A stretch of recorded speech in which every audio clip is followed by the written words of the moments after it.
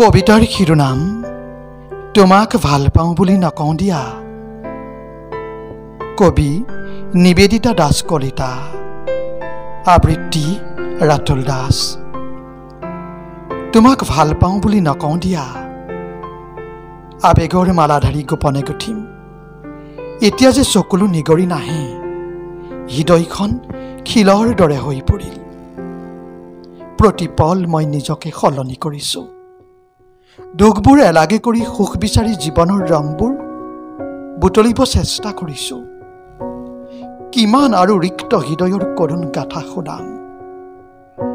ভাগৰি পৰিবা তুমি আৰু এদিন মোৰ প্ৰেমত পৰিবা।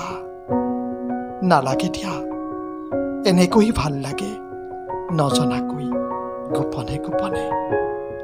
তোমাৰ হৃদয়ত ঠাই ললো, তথাপিও নকওঁ দিয়া তোমাক ভাল পাওঁ বুলি।